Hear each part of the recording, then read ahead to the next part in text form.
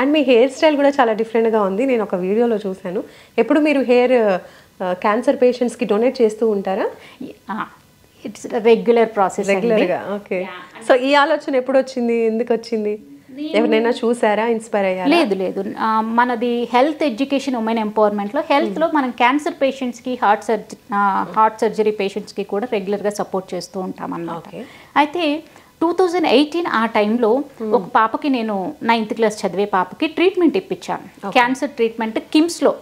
అప్పుడే 2018లో నేను దాదాపు 7 lakhs ఖర్చు పెట్టి పాపకు ట్రీట్మెంట్ ఇప్పించాను. అయితే తను 9th క్లాస్ ఎగ్జామ్స్ రాయడానికి వెళ్ళినప్పుడు ఫ్రెండ్స్ తన్ని ఇన్సల్ట్ చేశారు. మామూలుగా మనం దేవుడికి తనని అర్పించామనుకోండి, క్లీన్ షేవ్ నీట్గా ఉంటుంది. అవును. అదే ఒక క్యాన్సర్ పేషెంట్కి కీమో రేడియేషన్ చేసినప్పుడు కొంచెం ఒక దగ్గర ఉండి కొంచెం ఒక దగ్గర లేకుండా, అంటే ఘాట్లుగా ఉంటుంది. సో దాంతో ఏమైపోతుందంటే మనకు జబ్బు ఉందని ఎదుటి వాళ్ళకి చెప్పితే తెలుస్తుంది. కానీ ఇలాంటి పరిస్థితుల్లో ఏంటి అంటే, ఈ పిల్లకి ఏమో అయ్యింది, ఈ పిల్లగాడికి ఏమో అయ్యింది, సో వాళ్ళే డిసైడ్ అయిపోతారు ఏదో అయిపోయింది.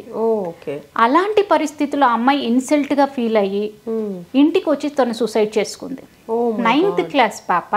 సోషల్ మీడియా ఇన్ఫ్లుయెన్స్ ఎంతగా ఉంటుందో పిల్లల మీద ఆలోచించండి. నన్ను ఫ్రెండ్స్ ఇన్సల్ట్ చేశారు, నేను ఇలా ఉన్నానని ఇంకా ఫ్రెండ్స్లోకి వెళ్ళలేను, దీనికి ఇంకా సొల్యూషన్ లేదు. పాపం క్యాన్సర్ అంటేనే, క్యాన్సర్ని జయించడం అంటేనే చావుని జయించడం. చావుని జయించింది.